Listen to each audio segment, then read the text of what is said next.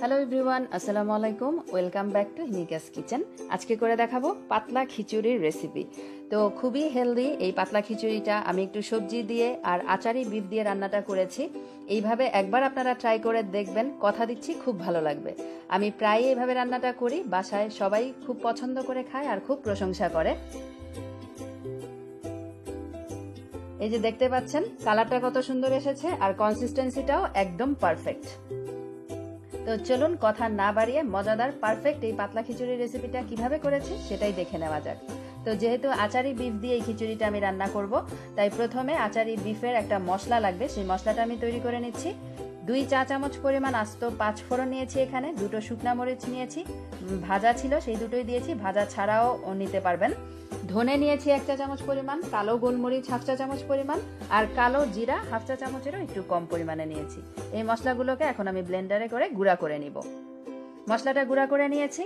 আর একটা বাটিতে নিয়ে নিয়েছি আমি টক দই 4 টেবিল চামচ পরিমাণ মতো। সেই টক দইয়ের মধ্যে গুঁড়া করে রাখা মশলাটা দিয়ে দিলাম। দিয়ে দিচ্ছি ভাজা জিরার গুঁড়া 1 চা চামচ পরিমাণ, লাল মরিচের গুঁড়া 1 চা চামচ পরিমাণ, হলুদের গুঁড়া 1/2 চা চামচের একটু বেশি পরিমাণে দিয়েছি। এবারে এই মশলাগুলোকে সুন্দরভাবে মিশিয়ে একটা মিক্স তৈরি করে নিব। এটাই হচ্ছে আচারি বিফের একটা মশলা। তবে আচারি বিফটা আজকে আমি খুব শর্টকাটে করে দেখিয়েছি।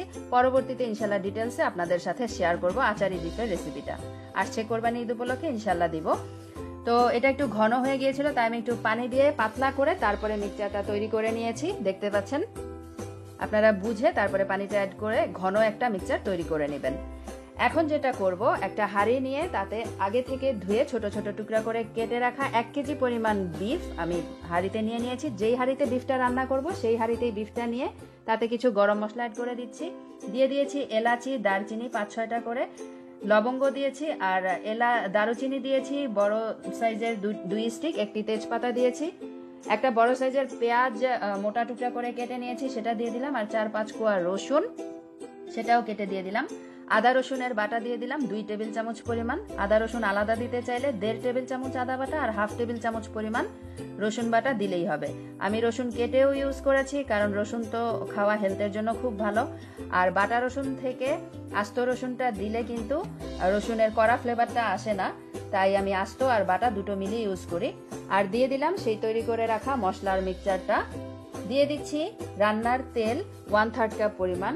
মাংসতে যেহেতু অনেক চর্বি আছে, তাই আমি তেলের পরিমাণ একটু কমই দিয়েছি।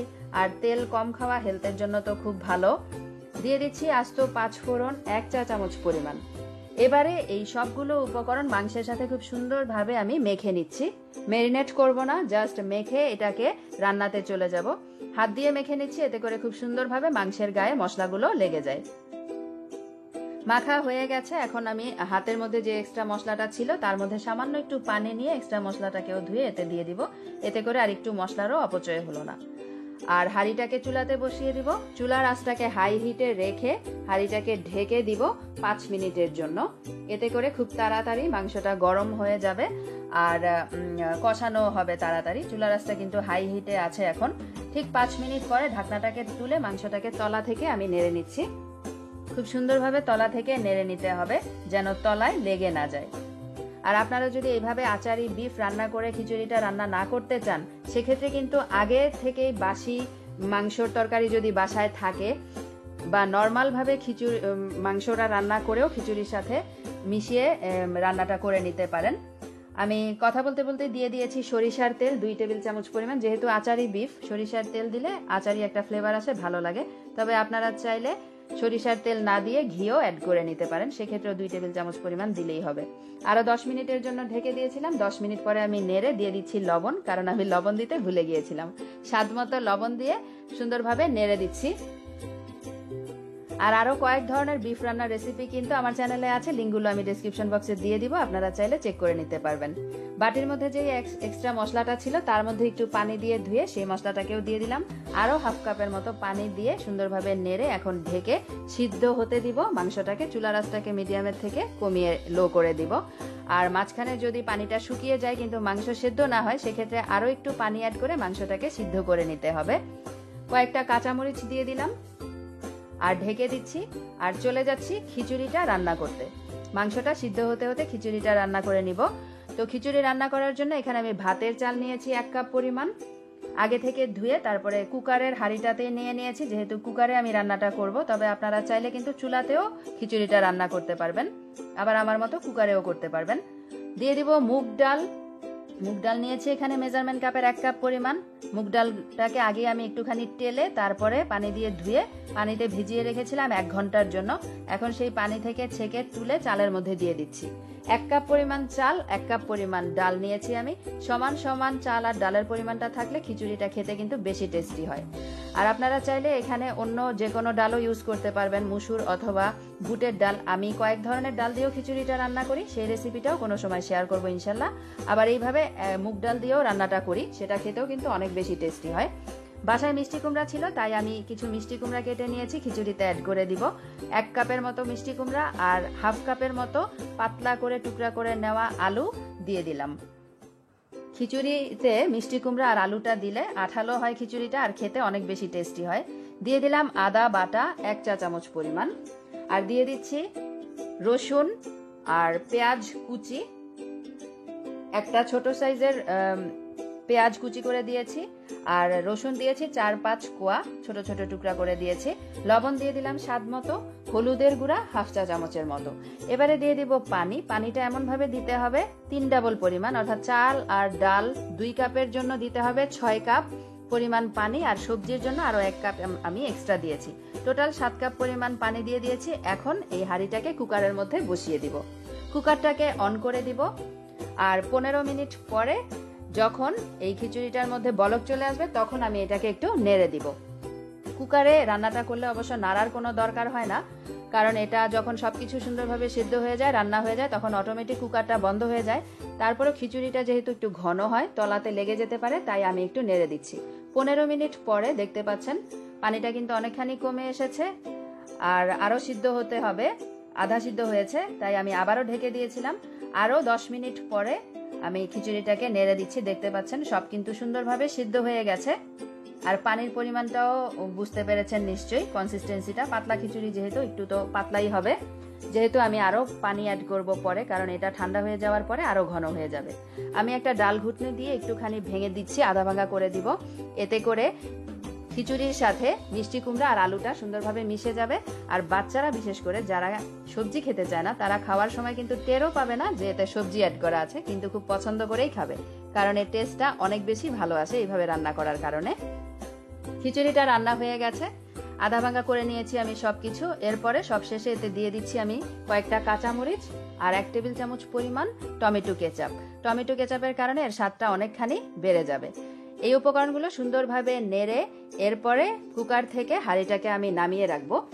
আর মাংসটাকে মাঝখানে আমি একবার চেক করে নিয়েছিলাম, আর মাংসটাও প্রায় সিদ্ধ হয়ে গেছে 45 মিনিট পরে। এরপরে সব শেষ কাজ মিক্স করা, খিচুড়ি আর মাংস একসাথে মিক্স করে নিব। চলুন তবে চলে যাই মাংসর কাছে। কি অবস্থা, এই যে মাংসটাও আমি চেক করে নিয়েছি, এটা সিদ্ধ হয়ে গেছে, আমার 45 মিনিটের মতো টাইম লেগেছে। এখন কিছুটা মাংস আমি একটা বাটিতে তুলে রাখছি পরবর্তীতে খিচুড়ির সাথে সার্ভ করার জন্য, আর বাকি মাংসর সাথে আমি খিচুড়িটা মিশিয়ে দিব। আপনারা চাইলে আলাদা করে না তুলে পুরোটা মাংসের সাথেও খিচুড়িটা মিশাতে পারেন। পুরোটা খিচুড়ি আমি এই মাংসের মধ্যে ঢেলে দিচ্ছি। যেহেতু পাতলা খিচুড়ি, আমাদের তো পাতলা ঝোল লাগবে, যেহেতু আরেকটু পাতলা করব, তাই মাংসের মধ্যে কিন্তু যথেষ্ট পরিমাণে ঝোল আছে। নেড়ে মিশিয়ে নেওয়ার পরে যদি কনসিস্টেন্সিটা ঘন থাকে তাহলে আমি আরেকটু পানি অ্যাড করব, আর যদি না লাগে সেক্ষেত্রে অ্যাড করার দরকার নেই পানি। পাতলা খিচুড়ি যেহেতু, আর আপনারা তো আপনাদের পছন্দ অনুযায়ী কনসিস্টেন্সিটা রাখতে পারেন, যে যেরকম ঘন খেতে পছন্দ করবেন সেরকমই রাখবেন। একটু সাবধানে সুন্দরভাবে বিফের সাথে নেড়ে মিশিয়ে নিতে হবে, যেন হাতের মধ্যে ছিটা না আসে। আর সহজভাবে বিফ রান্নার কয়েকটা রেসিপি কিন্তু আমার চ্যানেলে আছে, লিঙ্কগুলো কিন্তু ডেসক্রিপশন বক্সে পেয়ে যাবেন। আপনাদের সুবিধার মতো আপনারা যে কোনো রেসিপি ফলো করে মাংস রান্না করে নিতে পারেন। একটু লেবুর রস দিয়ে দিলাম 2 চা চামচের মতো, আর 1/4 চা চামচের মতো চিনি দিয়ে দিলাম স্বাদ বাড়ানোর জন্য। আর দিয়ে দিচ্ছি আমের আচার 3 টেবিল চামচের মতো। আমের আচারটা আমি কিভাবে তৈরি করেছি তার একটা ভিডিও চ্যানেলে আছে, লিঙ্কটা ডেসক্রিপশন বক্সে পেয়ে যাবেন। এখন সব সুন্দরভাবে একসাথে নেড়ে মিশিয়ে নিলেই হয়ে যাবে দারুণ মজাদার পাতলা খিচুড়ি। যদিও আমি এই খিচুড়ির মধ্যে একটুখানি বাগার দিব। আর খিচুড়িটা আমার কাছে বেশি ঘন লাগছে, যেহেতু নামানোর পরে এটা বেশি ঠান্ডা হয়ে শক্ত হয়ে যাবে, তাই আমি আরও হাফ কাপ পরিমাণ ফুটন্ত গরম পানি দিয়ে মিশিয়ে নিচ্ছি। সুন্দরভাবে তলা থেকে নেড়ে মিশিয়ে নিতে হবে, যেহেতু খুব ঘন এখন তলায় সহজেই কিন্তু লেগে যেতে পারে, তাই অনবরত নাড়তে হবে। এই যে কনসিস্টেন্সিটা দেখেন, ভাতগুলোও কিন্তু একদম গলে যায়নি আর কনসিস্টেন্সিটাও একদম পারফেক্ট আছে। এখন এই খিচুড়িটাকে আমি সার্ভিং বলে তুলে নিচ্ছি। আর বাগারটাকে রেডি করার জন্য 2 টেবিল চামচ পরিমাণ রান্নার তেলের মধ্যে একটা মিডিয়াম সাইজের পেঁয়াজ কুচি করে সেটা দিয়ে দিয়েছি, বেরেস্তার মতো করে নিব। এরপরে খিচুড়ির উপরে ঢেলে দিব। এইভাবে করে বাগারটা দিয়ে খিচুড়িটা খেয়ে দেখবেন, অনেক বেশি টেস্টি হয় আর ফ্লেভারফুল হয়। হয়ে গেল দারুণ সুস্বাদু আর হেলদি খাবার পাতলা খিচুড়ি। কেমন লাগলো আমার এই রেসিপিটা অবশ্যই কমেন্ট করে জানাবেন। ভালো লাগলে ফ্রেন্ডস এন্ড ফ্যামিলির সাথে শেয়ার করবেন। আর হ্যাঁ, চ্যানেলটাকে সাবস্ক্রাইব করে পাশের বেল বাটনটা প্রেস করে দিতে কিন্তু ভুলবেন না। এতে করে আমি আপলোড দেওয়ার সাথে সাথে ভিডিও নোটিফিকেশন আপনি পেয়ে যাবেন আর ভিডিওগুলো দেখতে পারবেন সবার আগেই। আজকে তবে এখানেই বিদায় নিচ্ছি।